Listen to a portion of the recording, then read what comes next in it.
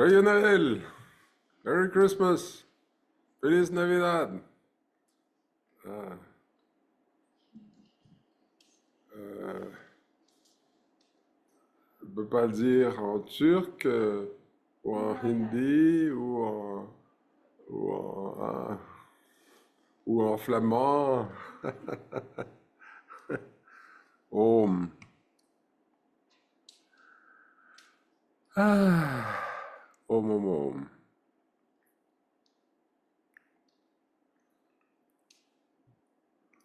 Alors, om. Voilà, c'était notre petite présentation.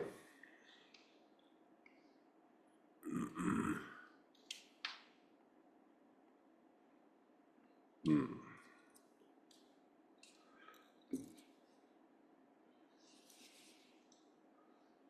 Om.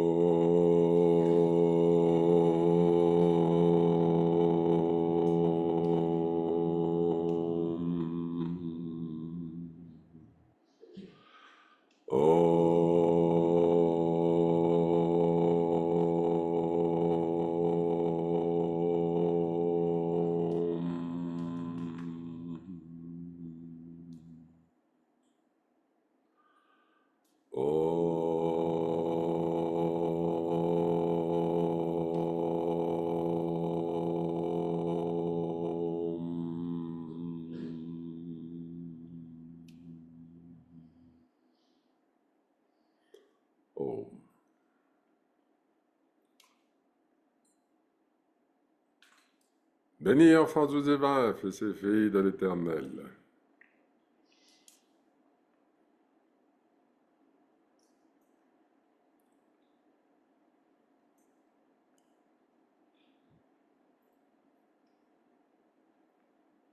La grande vérité, la grande révélation des sages de l'Inde, ancienne et contemporaine, des sages de tous les temps, de tous les pays, de toutes les contrées,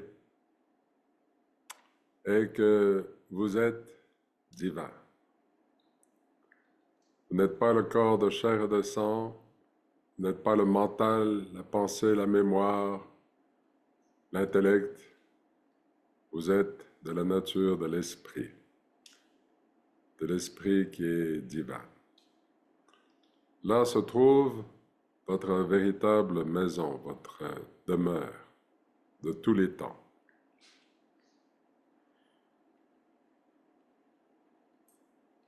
En vivant dans le monde, vous vivez dans un miroir. Vous vivez dans une réflexion. Et l'image dans le miroir, pendant que vous êtes dans le monde, est la vérité de votre vie. Mais l'image dans un miroir est toujours irréelle. Ce n'est qu'une réflexion. Ce n'est pas une réalité. Elle reflète parce qu'il y a une vérité qui est, on va dire, comme si réfléchie. Elle a une qualité de vérité, d'éternité, et pourtant on peut voir dans le monde que ici tout est limité et mortel, que tout passe avec le temps. Il y a une naissance, il y a une vie et il y a une mort. Ce qui n'est pas le cas là où vous vous trouvez réellement, là où ici et maintenant vous êtes esprit. L'esprit que vous êtes ici et maintenant est infini. L'esprit que vous êtes ici et maintenant est éternel. C'est votre droit de naissance de le réclamer, c'est votre droit de naissance de le clamer, c'est votre droit de naissance de l'être. Dès lors que vous avez reçu une vie humaine, vous avez reçu le potentiel de vous éveiller à l'esprit que vous êtes. Vous avez reçu le droit de vous éveiller à l'esprit que vous êtes. Peu importe votre passé, peu importe les actes de votre vie, tout peut être pardonné de ce qui a été fait dans le miroir, de ce qui a été fait dans ce monde. Poussé par les forces de l'identification au corps et au mental, ce qui a été fait dans le monde n'a pas sa réflexion dans la vérité de votre être. Vous êtes toujours pur, vous êtes toujours infini, vous êtes toujours éternel, vous êtes toujours la lumière sans tache, vous êtes toujours parfait là où vous êtes, divin. Vous n'avez rien à faire pour améliorer, pour atteindre ce que vous êtes. De toute éternité, ce que vous êtes est divin. Ce que vous êtes est de la nature du Père divin. Vous êtes un avec le Père, même ici et maintenant.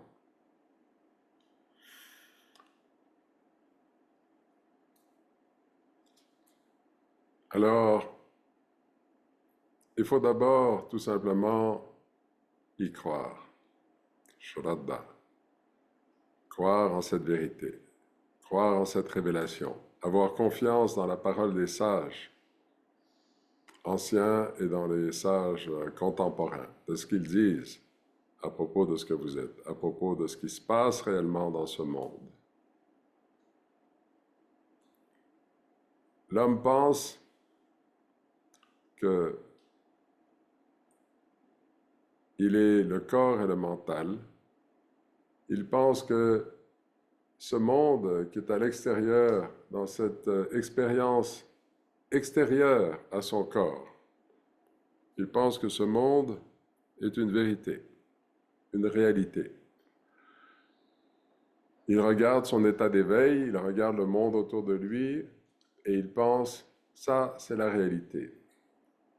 Quand il va, il dort et il rêve, il pense, moi le corps, je dors et mon cerveau est en train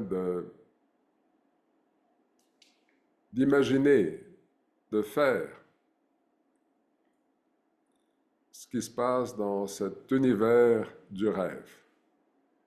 Et quand vous êtes dans le sommeil profond, l'homme pense en général, moi le corps et le mental, je dors et mon cerveau aussi se repose. Et là, l'homme pense, ça c'est ce qui se passe. En vérité, ce qui se passe, par exemple, ce qui est révélé dans le Mandukya Upanishad, c'est que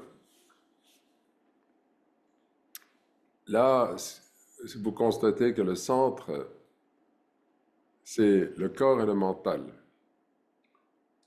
En vérité, le centre, c'est l'esprit que vous êtes, qui est infini et éternel, qui est de la nature de Dieu.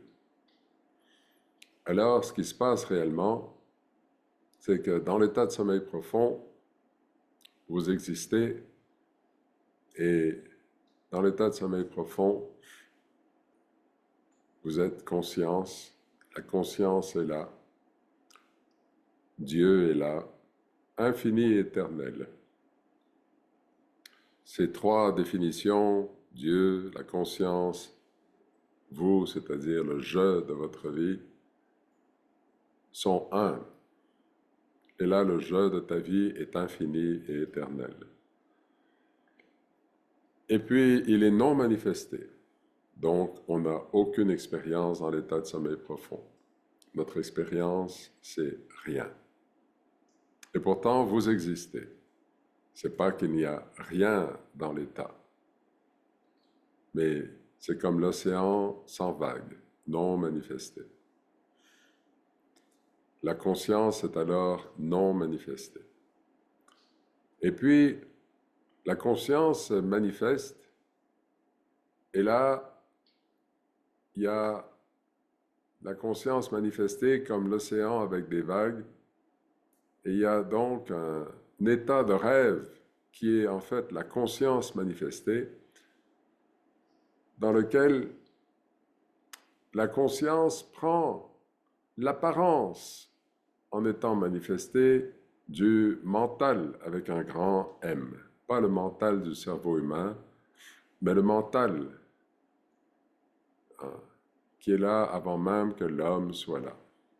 Le mental qui est réellement la conscience, une apparence de la conscience. Comme quand le soleil descend et qu'on l'appelle coucher de soleil. Quand le soleil descend et qu'il arrive à l'horizon, on l'appelle coucher de soleil. C'est une apparence du soleil où le soleil ne se couche pas vraiment, mais il y a l'apparence que le soleil se couche, mais la seule chose qui est là, c'est le soleil. De la même façon, dans l'état de rêve, la conscience prend l'apparence du mental dans lequel la dualité devient apparente. La dualité devient apparente. La seule chose qui est là, c'est la conscience. La seule vérité qui est là, c'est la conscience. Mais dans cette manifestation de la conscience apparaît comme mentale avec un grand M. Et encore une fois, différent. On ne parle pas du mental du cerveau humain, on parle du mental qui est l'apparence de la conscience que vous êtes, et où la dualité apparaît. La dualité n'existe pas vraiment, mais il y en a l'apparence. Et là, dans cet état, il y a l'individualité qui est là, qui apparaît aussi. Vous êtes par exemple assis sur le bord de la mer, dans votre état de rêve, et la totalité de l'état de rêve est une manifestation de la conscience, incluant votre apparente individualité, l'océan, le ciel que vous voyez, le soleil qui est là, qui descend à l'horizon.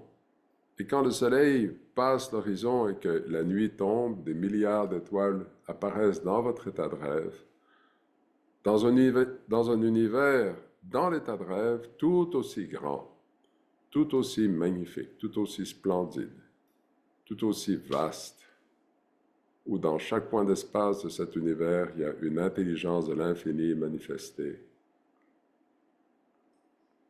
où vous pourriez, dans l'état de rêve, étudier la complexité de l'univers dans lequel vous êtes, qui est tout aussi glorieux que l'univers dans l'état d'éveil.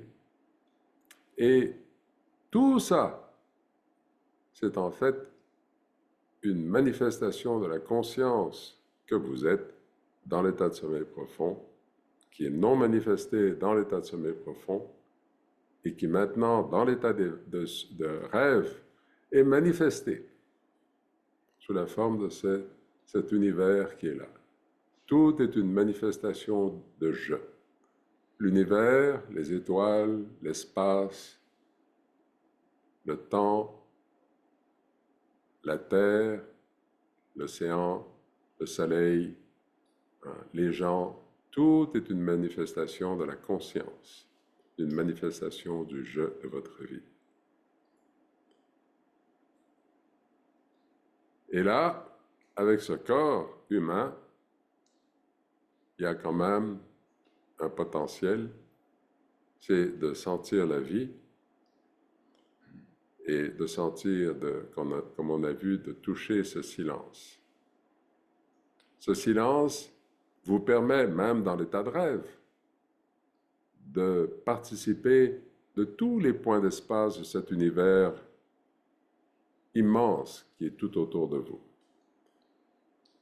Quand l'homme est dans cet état d'ignorance, d'être le corps, le mental, il ne peut pas commencer.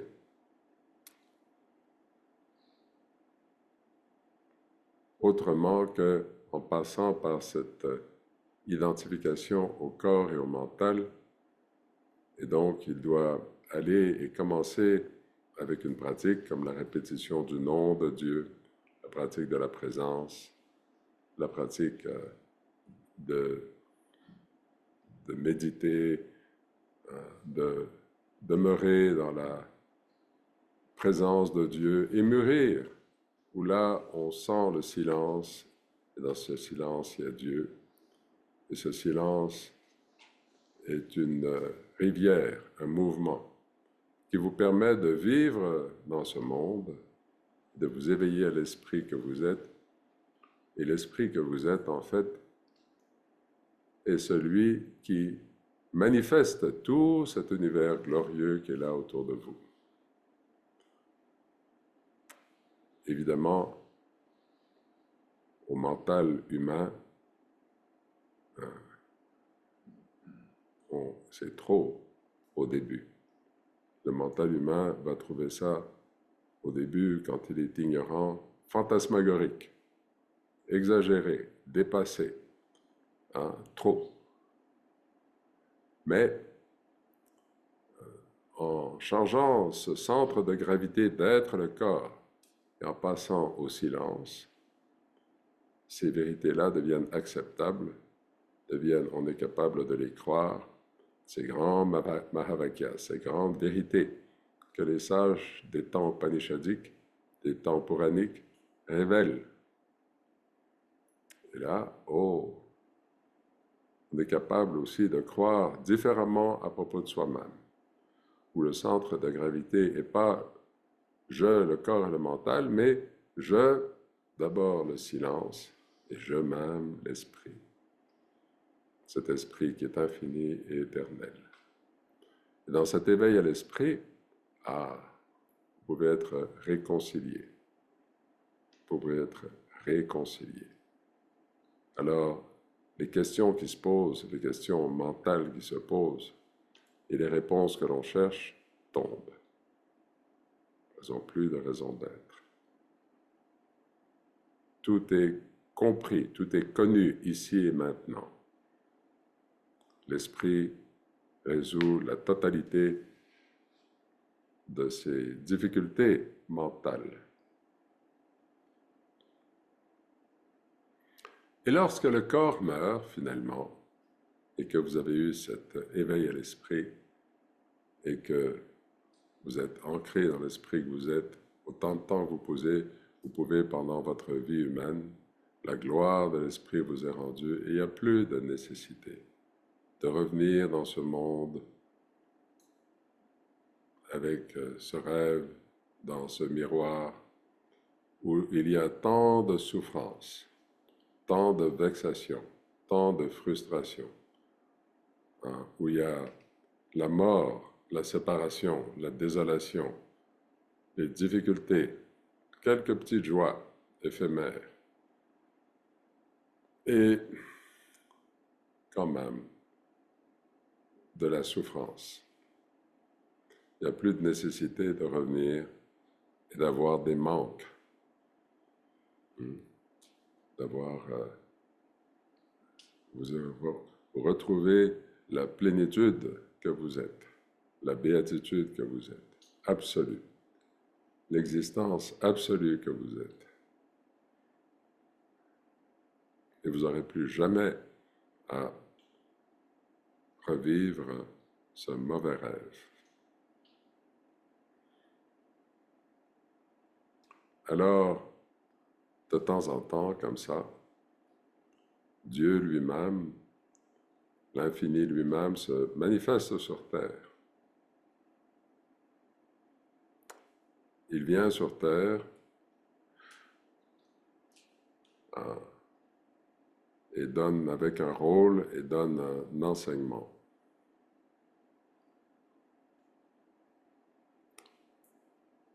Et donc, Dieu vient sur terre sous la forme de Jésus dans cette nuit de Noël il y a cette manifestation qui est célébrée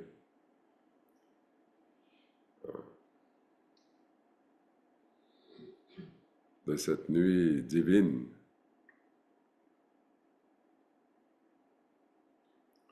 où Dieu est là. Et même si c'est la nuit, tout est lumière, tout est lumineux, tout est glorieux, tout est calme, tout est serein.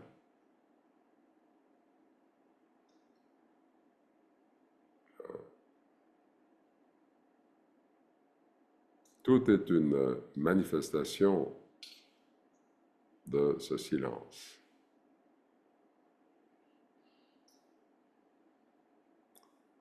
Il y a en apparence la ville de Bethléem, les maisons qui sont là à Bethléem, les gens qui sont là à Bethléem. Avant d'arriver à la petite étable, Marie et Joseph cherchent une maison qui pourrait les accueillir.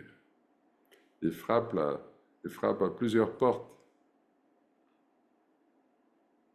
dans la nuit. Et personne ne veut ou ne peut les recevoir. Finalement, ils frappent à une porte où il y a une dame qui est là, qui leur indique cette étable et qui leur dit « Allez là, je vais vous rejoindre ». Et ils vont dans cette étable où il y a le foin, où il y a le bœuf, l'âne.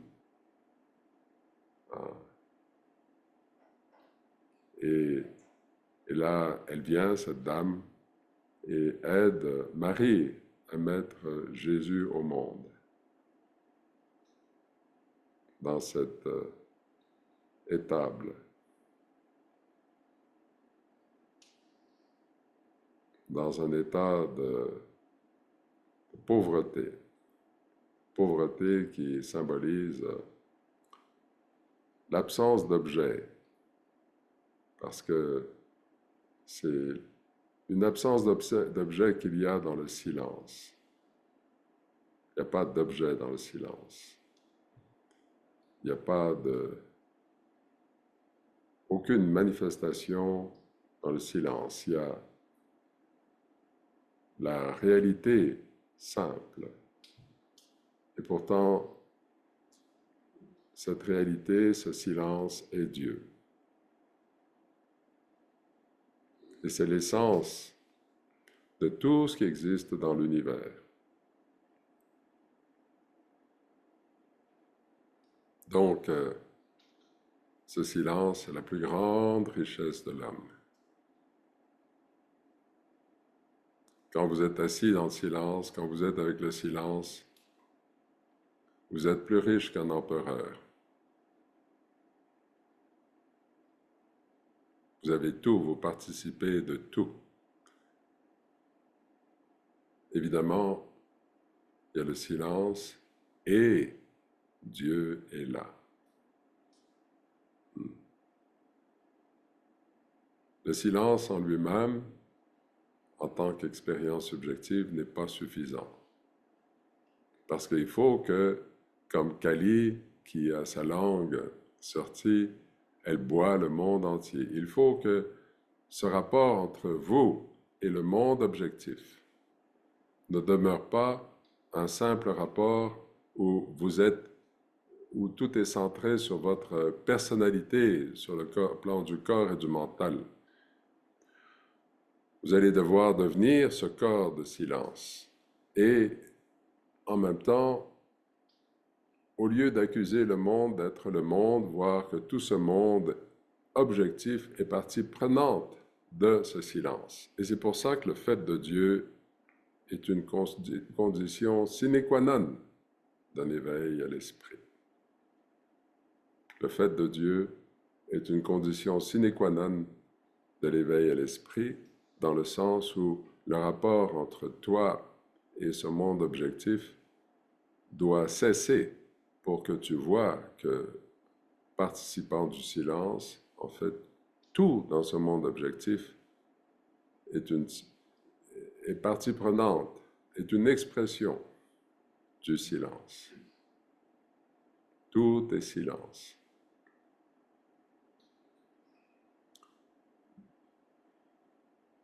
C'est le sens profond de « aime ton prochain comme toi-même ». Jésus dit aux pharisiens quel est le cœur de la loi. Tu aimeras le Seigneur ton Dieu de tout ton cœur, de toute ton âme et de toute ta force. Répond l'un d'entre eux. Jésus le regarde et lui dit, tu as bien dit. Et tu n'es pas loin du royaume des cieux. Mais il est une autre loi tout aussi importante. Tu aimeras ton prochain comme toi-même.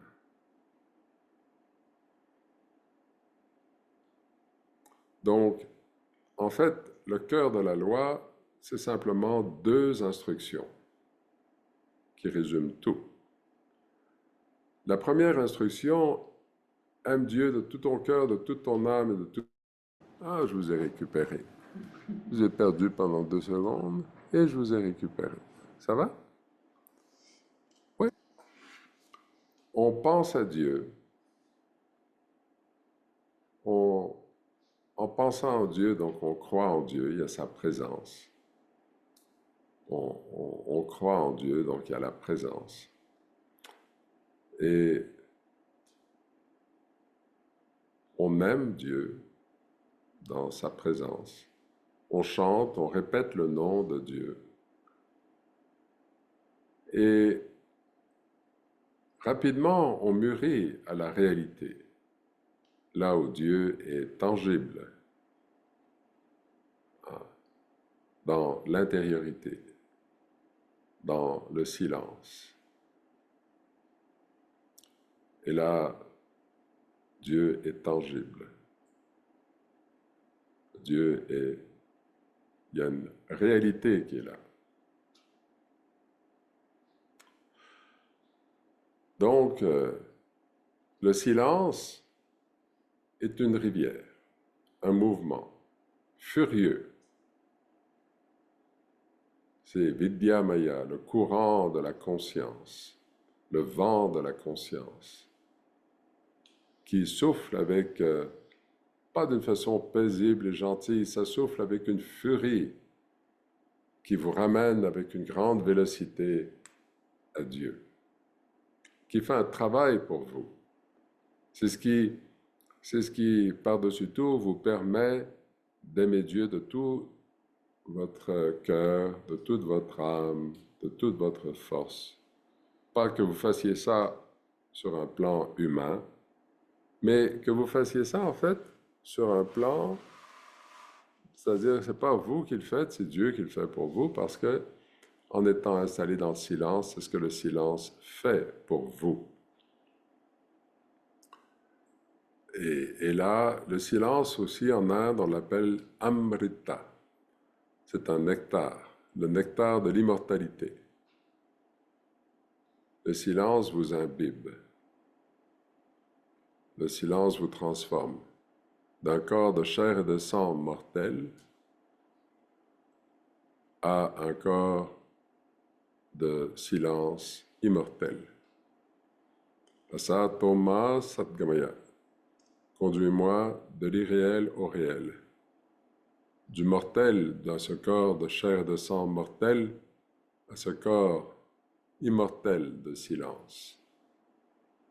Le silence est infini, le silence est immortel. Le silence, c'est la passion de Dieu, c'est la passion pour Dieu qui souffle et qui vous ramène à Dieu, pour vous. Ce n'est pas l'individu à ce moment-là tant qui fait le travail, que le fait que, installé dans le silence fait un travail pour vous. Donc, cette première loi de la vie, d'aimer Dieu de tout ton cœur, de toute ton âme et de toute ta force, c'est bien sur le plan humain, Et c'est mieux sur le plan du silence. Parce que là, c'est Dieu qui fait le travail pour vous. Et alors, vous devenez, à un moment donné, le silence occupe toute la place et vous avez qu'à vous donner une dignité d'appartenance et surtout une dignité d'être, le silence. Et alors, simplement, le silence est là et votre nouveau corps est un corps de silence. C'est pas que je parle, c'est le silence qui parle. C'est pas que je vois, c'est le silence qui voit. C'est pas que je sens, c'est le silence qui sent. C'est pas que je pense, c'est le silence qui sent, qui pense. Ainsi, votre véritable corps est un corps de silence. Le silence fait. Le silence, c'est l'aspect maternel de Dieu. Le silence, c'est la mère divine. Le silence vous transforme et il y a la nuit de Noël où il y a l'enfant. L'enfant, il y a ce silence, vous êtes d'abord là sous la forme de ce silence. Et dans ce monde, comment allez-vous agir? Et là, l'enfant titube, il apprend à marcher. Il ne sait pas comment agir à partir de ce corps de silence. Il ne sait plus comment agir de façon juste. Quand on est le corps de chair et de sang, on sait comment agir, comment réagir. Mais là, dans le silence, il y a un sens de l'inconnu. Et il y a une confiance qu'on doit avoir dans ce grand inconnu. Ou pour le mental, il y a un grand inconnu dans le silence. Dans les actes de votre vie, ça ne vient pas dire au mental qu'est-ce qu'il doit faire dans chaque action de sa vie. Et donc, par exemple, quand vous arrivez dans le monde et que vous faites face à l'insulte et à l'injure, quand vous faites face aux actions que vous devez prendre, aux choix que vous devez faire dans la vie, on est dans « je ne sais pas ». Et pourtant, vous pouvez continuer d'avoir confiance en Dieu, dans le silence. Et là, il y a un art qui se développe. C'est un art où vous avez de plus en plus confiance en Dieu et vous agissez avec cette noblesse d'être le silence à la face d'un monde qui, lui, n'est pas du tout intéressé à ce point de vue-là. Vous continuez de garder le silence dans votre cœur à la face d'un monde où, quand vous le regardez, et quand ce monde vous regarde, vous avez peur peut-être que, oh, on voit ce qui est là dans le secret de votre cœur. Et donc, peut-être que vous abandonnez ce lien au silence pour faire bonne figure au monde. Et puis, ensuite, vous dites non. Même à la face du monde, je vais garder ce silence, ce lien avec... Hein? Mais peut-être que parfois, pour vous aider à demeurer dans le silence, vous prenez une posture. Et là, le monde vous regarde, mais qu'est-ce qui se passe? Et puis vous vous rendez compte que la simplicité, une simplicité d'être, vous n'avez rien à faire pour bien faire. Le silence est naturel et vous pouvez Gardez le silence et le monde n'a pas besoin de savoir ce qui se passe dans le secret de votre cœur. C'est entre vous et Dieu. Le silence, c'est un trésor que vous avez et il n'est pas exposé au monde. Le monde ne le connaît pas. Et pourtant, tout ce monde n'est qu'une manifestation du silence.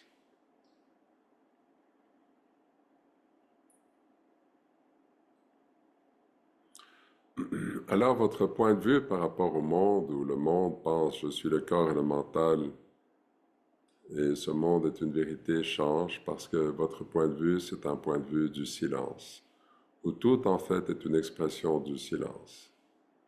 Et plus loin que ça encore, les sages nous disent, eh bien, non seulement ça, mais maintenant, reçois les Mahavakyas, les grandes vérités. Il y a un état dans lequel tu es quand tu es dans l'état de sommeil profond,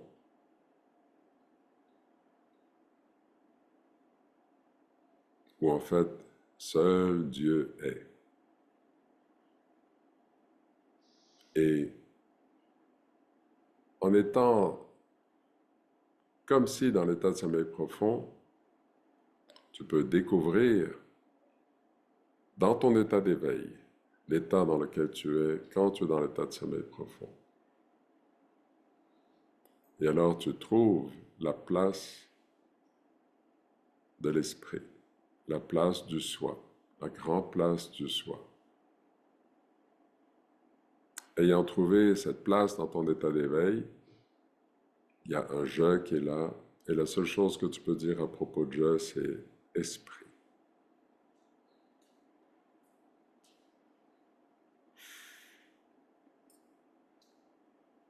Et voilà, le but de ta vie, quand cet esprit est révélé, est accompli. Il te reste alors qu'à t'ancrer dans cet esprit, et c'est là que la vie de l'esprit commence. Ta vie spirituelle, la vie spirite de l'esprit commence quand tu t'éveilles à cet esprit.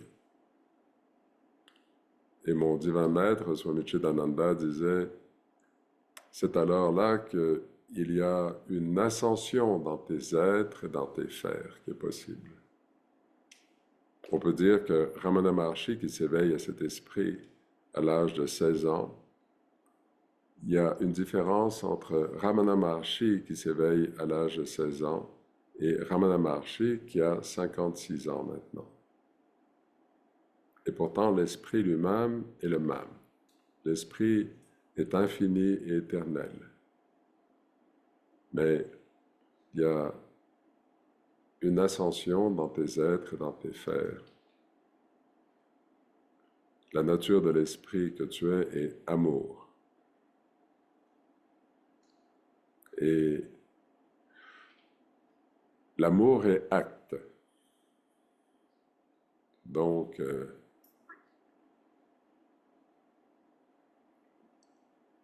tu peux rendre témoignage sur terre à l'amour divin que tu es.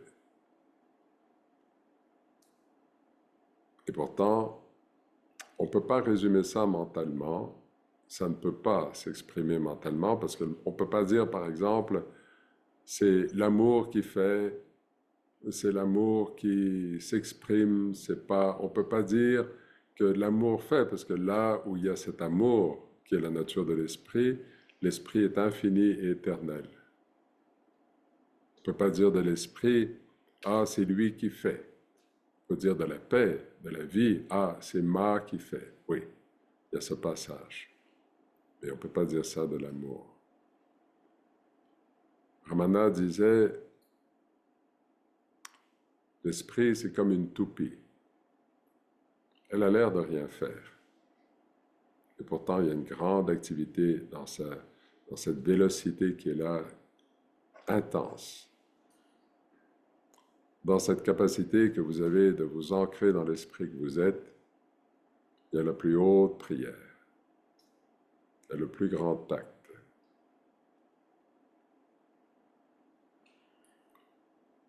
donc l'esprit lui-même, la conscience ou Dieu, de temps en temps,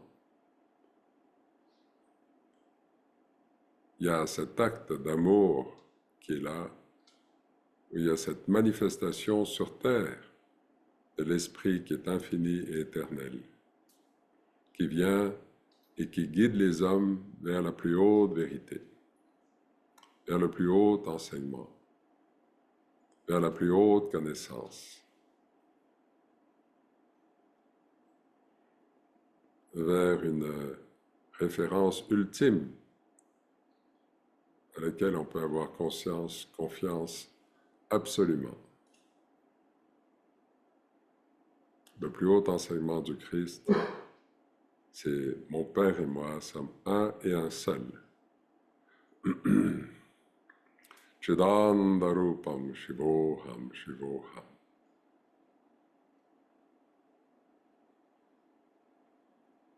Et donc, dans ce mûrissement où on commence sur le plan humain et on arrive sur le plan de la présence et sur le plan du silence, et on croit et on s'éveille à l'esprit, il y a aussi une connaissance qui est là, où ce monde qui vous entoure n'est pas du tout une vérité, mais c'est en fait une manifestation du jeu de ta vie qui est là dans l'état de sommeil profond, où il y a la conscience, où il y a l'esprit qui est infini et éternel.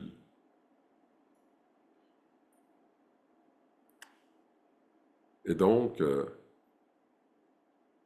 quand tu dors le soir, eh bien, ce monde n'est pas là. Il est projeté encore de nouveau quand tu te réveilles le matin, le je que tu es le manifeste encore, comme il manifeste l'état de rêve. C'est la conscience qui est manifestée dans l'état de rêve avec cet univers de l'état de rêve qui est là. Et donc, tout ça devient, qui est inacceptable, inimaginable, farfelu du point de vue mental dans un état d'ignorance, devient graduellement acceptable. Et alors, aussi dans cette acceptabilité, il y a plus de facilité aussi à s'éveiller à cette conscience que vous êtes. Donc, à chaque jour suffit sa peine. Que vous soyez dans le début du chemin ou encore sur un plan d'être le corps et le mental, confortablement, on passe par là, on mûrit au silence, et là on peut jouer avec ce silence, on parle dans le silence, et on devient de plus en plus le corps de ce silence dans cette pré-renonciation, et ainsi on s'éveille. C'est comme la mère divine qui tient l'enfant sur ses genoux. Vous êtes au début un corps de silence comme un enfant, un nouveau-né qui balbutie dans le monde et qui apprend à jouer ou à travailler, à agir dans ce monde à partir de ce sens de l'inconnu, mais qui grandit et qui apprend à bien marcher et puis qui peut courir et qui grandit. Et l'enfant grandit. Et à un moment donné, l'enfant aussi devient un homme, un adulte. Et ça, c'est l'esprit. Vous éveillez à l'esprit que vous êtes. Donc, l'enfant, le bébé qui est là sur les genoux de la mère, n'est pas toujours un bébé. Il faut qu'il devienne un adulte lui aussi. Il faut qu'il devienne ce que vous êtes vraiment. Om.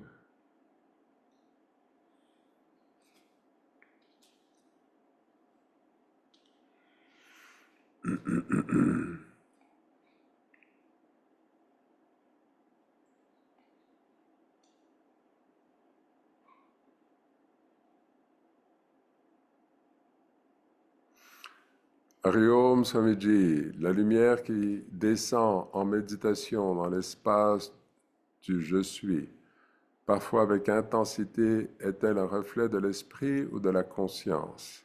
Est-ce la lumière de l'esprit? Merci pour tes éclaircissements. Eh bien,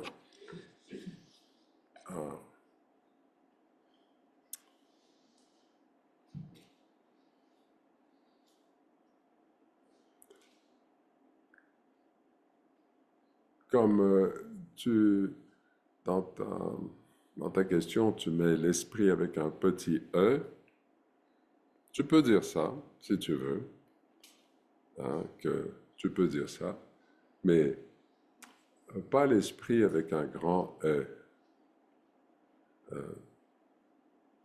dans le sens où, quand on parle de l'esprit que vous êtes, l'esprit que vous êtes est infini, il est éternel.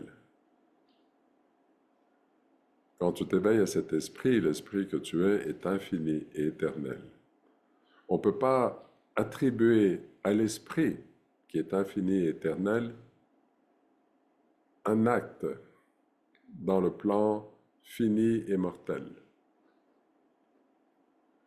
Donc, je répète, on ne peut pas attribuer à l'esprit, avec un grand E qui est infini et éternel, un acte dans le plan qui est fini et mortel.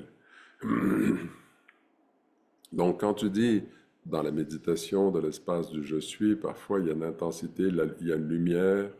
Est-ce que cette lumière est un reflet de l'esprit ou de la conscience? Un reflet, oui, tu peux dire, un reflet. Pendant que tu es sur ce plan-là, il y a un reflet. D'accord, parce qu'après tout, il y a certainement un certain reflet dans l'acte de croire, dans l'acte d'aimer, Dieu ici sous la forme du silence. Il y a ce silence et Dieu est là. Donc il y a certainement un acte de croire, un acte d'aimer, un acte de faire confiance dans la vie. Et certainement, alors on dit, d'accord, comme tu dis, un reflet, oui, pourquoi pas? Pendant qu'on est là, sur ce plan-là, c'est bien, oui. Maintenant, l'esprit auquel on va s'éveiller finalement, qui est le je qui est là dans l'état de sommeil profond et qui est reconnu, quand l'état de sommeil profond est reconnu, et l'esprit qui est là, la conscience qui est là, cet esprit est infini et éternel. Il n'y a pas de place pour le sens à la personne. Là se trouve le véritable je de ta vie. C'est comme une vague qui trouve à la surface de l'océan le je de sa vie, et le je de sa vie, c'est l'océan lui-même. Alors, on ne peut pas ramener le je qui est là, qui est l'océan lui-même, à un rapport avec le petit je qui est là sur le sens de la vague. Alors, oui, d'accord, pendant que tu es là, au sens de la vague, au sens de la personne, tu peux dire, comme tu le dis, une réflexion de la conscience ou de l'esprit. Parce qu'il y a, sur le plan de la vague, sur le plan de la personne, un acte de faire confiance, un acte de croire, où il y a cette transition qui va se passer. Mais finalement, quand on s'éveille à cet esprit, non, il n'y a pas...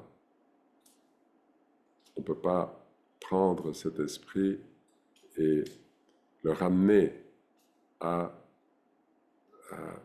comme on fait par exemple avec la paix et le silence. C'est pas moi qui fais, c'est toi qui fais. C'est pas moi qui fais. Alors là, il y a un rapport entre cette paix et ce silence et le sens de la personne, parce que le sens de la personne disparaît au profit du silence qui fait.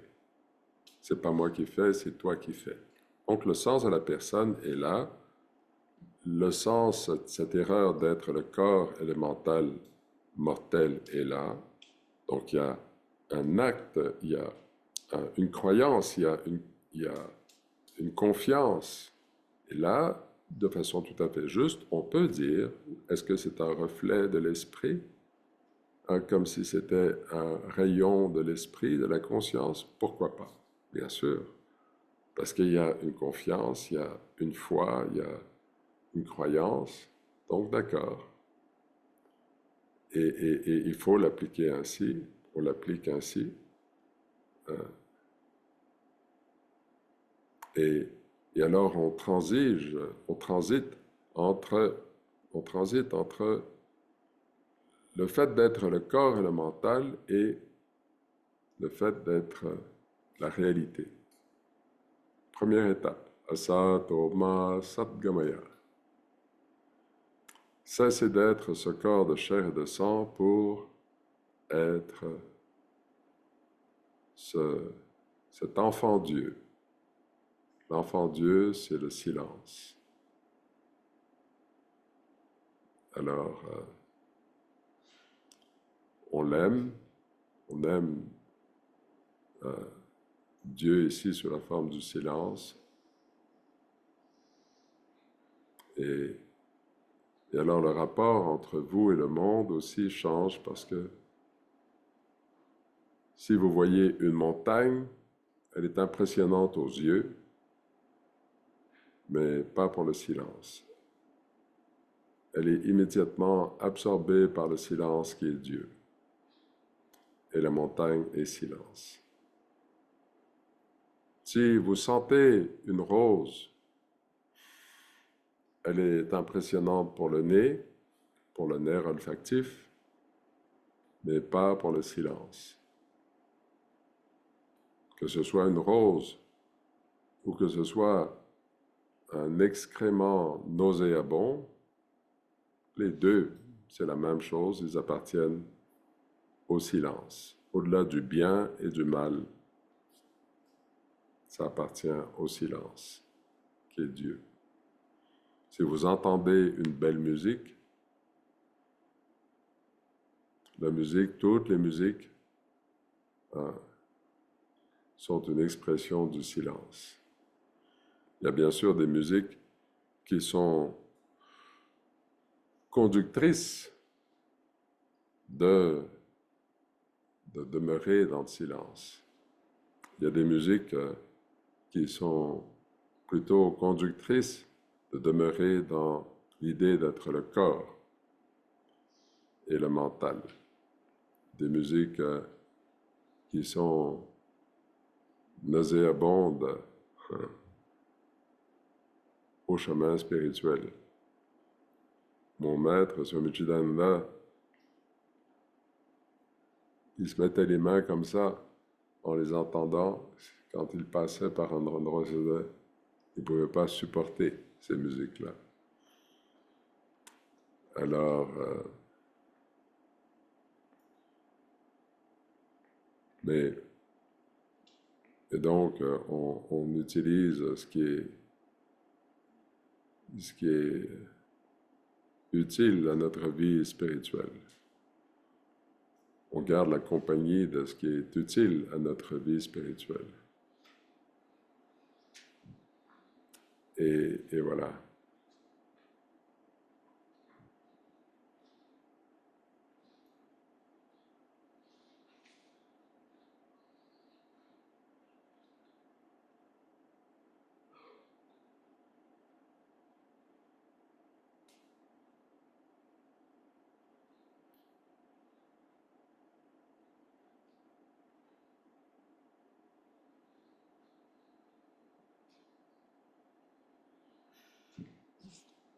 Mais finalement, il y a aussi un plan où on arrive et il y a une renonciation. Alors à ce moment-là, seul l'esprit est. Ce monde, à un moment donné dans notre vie, le temps de la renonciation vient où ce monde pour vous n'existe plus. Quand vous arrivez à un certain âge, c'est comme si, à un moment donné, votre regard, quand l'idée c'est d'arriver à un plan où vous êtes éveillé à l'esprit, on va dire par exemple, vous avez maintenant 80 ans, vous êtes éveillé à l'esprit depuis un bout de temps, vous n'avez plus rien à voir avec le monde, vous avez seulement votre regard tourné vers l'esprit. Ce qui vous reste, c'est que l'esprit est amour. Donc vous pouvez rendre témoignage à l'amour que vous êtes sur terre. Et si vos petits-enfants viennent, si vos enfants viennent, tous ceux avec qui vous avez un rapport comme ça et qui vous voient, vous pouvez être... ils vont voir un amour en vous. Mais en réalité, ce n'est pas, de leur point de vue, ce n'est pas un amour de l'autre, c'est la nature même de l'amour. Donc ça, c'est la place de la